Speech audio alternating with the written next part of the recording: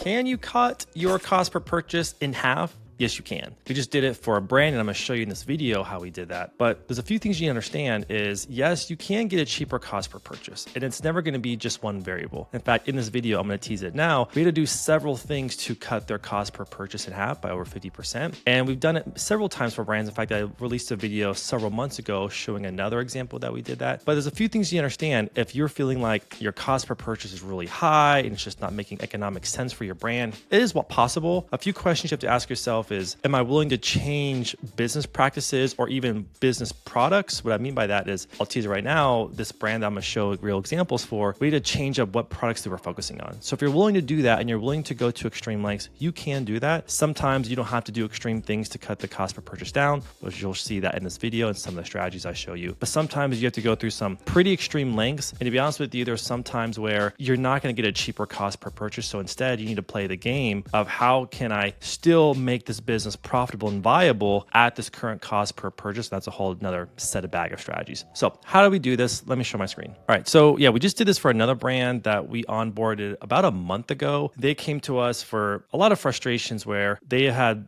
been doing pretty well in 2022 and coming into 2023, but then the end of 2023 coming to 2024, things just started getting super expensive. It wasn't making economic sense anymore. They weren't scaling. In fact, they were going backwards. And I'm sure maybe if you're watching this video, you've had that feeling before. And so that was the big goal we're trying to attack, is how can we get them back to growing again and growing profitably? And one of the variables we wanted to attack was the CPA. So let me just kind of show you a bit of the receipts here. So if you watch any of my videos for some time, you know how much of a stickler I am on what's driving incrementality. So when we're looking at brands, when we're spending their money on ad spend, we're looking at what's the incrementality. And that's just a fancy word of saying, is an ad and money I put behind an ad, is it actually driving net new customers? And one great way to measure that is by, when you're looking at the results in Meta, look at your attribution settings of 1-day view, 1-day click, 7-day click. And so for example, when they came to us, which is the top right here, they were over $120 1-day click attribution, which means people saw that ad today, they clicked that ad today, and they purchased. And on a 7-day window, it was $78, which means they took action within 7 days of clicking. And so for us, again, our methodology is, we believe incrementality only comes from people that click on an ad and actually purchase, because if they view an ad that could have been that they're already going to purchase, it means that they purchased and the manager's just taking credit for it because they happen to view an impression at some point in that day or after the purchase. And so that's where things get really hazy. But you can see here, this is before and then this is after. So we're in the 30-day rolling period afterwards. We took their CPA on the 1-day click basis from $120 to $78. So what that means is, by doing that, they're significantly more profitable now on every purchase of a sale. Now they can spend more money again. They can scale again. On the 7-day window, it went from $78 to $46. So what that means is, as a side topic, whoever's running their account was using some crappy AI boosted software, which you should never use that. And they were just optimizing for view attribution. So the frustration there is, they were literally spending $30,000 in this one campaign, and Meta was just prioritizing going after view attribution, meaning people who actually don't take action on an ad, which is not what you want. So by changing things up, now their ad spend's more efficient. It's driving more net new customers, which I'll talk about in a few moments. And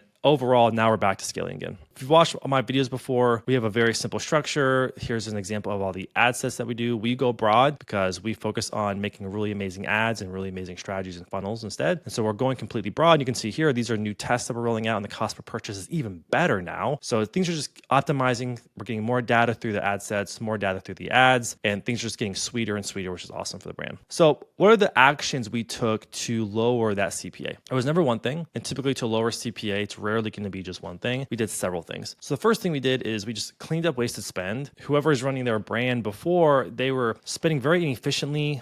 They were spending on a lot of different products and product lines. They were using like that AI SaaS third party that was optimizing the campaigns for them, which was creating just a lot of waste. I'm a big believer in that. You want to make sure every budget and every ad dollar that you spend in advertising, you're really stressing how is the budget being allocated. Meaning, because there's a lot of times that brands come to us and they're allocating budget behind products and product lines that, one, it's not even profitable, but because they're not looking at it granularly, they can't see that it's actually profitable. Sometimes they come to us and they're trying to advertise every product in their store, which is also not efficient. So a methodology that we do is we believe in narrowing in the focus, which I'll get to in a few moments. And part of one of those ways is that we just find out where's all the ad spend being wasted. Let's cut that. And typically that can make some improvements right there. The other thing is, which I already talked about a moment ago, is focusing on incrementality key. This is where a lot of people go wrong. In the beginning, if you're a new brand, yes, use 7-day click and 1-day view as the attribution setting, because the principle there is you need to feed your campaign, your ad account, as much data as possible. And I would stick to that. But then as you grow and as you scale, and for this brand, we're spending $100,000 a month on this brand. As you grow, you have to get rid of that view attribution because it doesn't drive incrementality. I've done statistical correlations to show that view does not drive actually net new customers. And so we just get rid of that. And by doing that, now it forces Meta to optimize based off people who actually take action on the ad. So let me ask you, if you're a founder and you're spending a lot of money on ads, would you rather spend it on people who are actually clicking on the ad or who see it, don't click on it, and then maybe or maybe not actually take an action? You want people to click on it, right? Because you want to drive that traffic to your store. That's what incrementality is. And so we just get rid of the view and only do click attribution. The other thing that we did is we did an overhaul of their creative focus. So a lot of the ads that they were running that we saw, unfortunately, they was doing a poor job, or just pictures of the product on like a flat lay or the picture of the product on a white background. They weren't actually showing the main brand's message and the ideal customer aspiration, because that's important. This is a fashion brand, and fashion, it's all about the look. It's all about what people aspire to be. It's all about what people wish they were. And that's important to make sure that your visuals also show that. That's why, for example, high-end luxury brands, that's why they always make the ads look like people are very rich. Because if a person who's not rich, but they aspire to be rich, they're going to see buying that product as the aspiration, as an achievement that they are rich, or that if I buy it, I am now a rich person as well. And that's really important. It's all psychological, but that's really important for fashion. So some of the things that we did was we overhauled the creative very simply. So we're only not even in the first month with this brand, but we started focusing on the aspiration behind them. So for the men, for the women, what was the messaging of the brand? What's the messaging that people who buy that product, what do they associate with, or wish that they associated with, or wish that they were perceived as? It's so funny how little copy changes can make massive differences. And so we've been focusing on that a lot, on the aspiration, and using that in the visuals, using that in the messaging. And you've already seen the results. It's absolutely crushing. So the other thing that we did as well that we discovered, and this is actually part of our process, that we dive very deep into the analytics of the business. We dive deep into historical trends to forecast in the future. And we found something interesting. And the thing that we found interesting is that part of the reason that they were struggling right now is because as a business, they started to change their focus over the last 6 months, change up their product line, and change up their customer persona of who they advertise to. For example, here's what we found out. We found out that looking at their back end, their Shopify, that their new customers have been declining for the past year. So when we looked at February 2023 into February 2024, and then when we plotted out the last 12 months, we saw that the number of new customers was going down month over month, and returning was holding constant. So the good news about that is they have an amazing returning customer rate. But the bad news is you need new customers to fuel new growth and new life into your brand, and it was declining. And so we thought, that's interesting. Why is that happening? And then by looking at their customers and what products people were buying in different cohorts and different quarters, we saw that last year when things were going really good, that they were selling a high amount of men's focused products. But then what we didn't know is that last year at some point as a business decision, they decided to sell more unisex, maybe try to push more on the female side. The problem with that is you grew your brand and your recognition for one particular gender. And when you started to move away from it, it started to fall on deaf ears, and the market wasn't as receptive as what it was before. And so you can see right here, the Q1 versus Q1 2023 and 2024, majority of the products that were selling that were even up were men specific products because they were a men first apparel brand. And now they really started to push this unisex stuff. Frankly, I think this might have been just another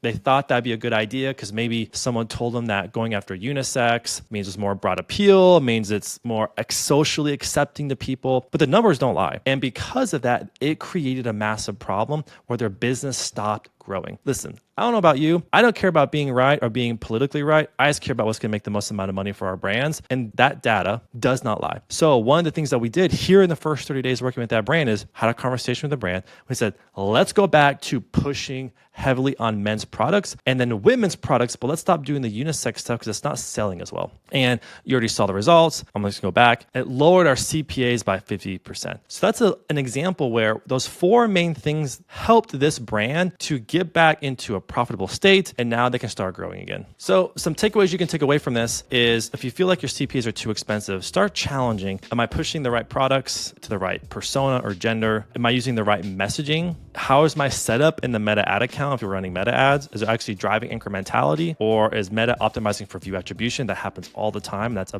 big problem. And then the other thing as well is going to be, are you challenging the right assumptions when it comes to how you're allocating your budget? So if you have any questions, leave it in the comments. I actually answer all my comments. And I actually want to tell you about something else that we have coming up. By the time this video comes out, in the next month, we're actually launching something huge. We're launching an inner circle mentoring community to help brands who need help with this stuff. I'll share more details in future videos, but if you're interested in it, let me know in the comments, because then what I can do is I can send you a link that can add you to the waitlist. I'll see you guys in the next video.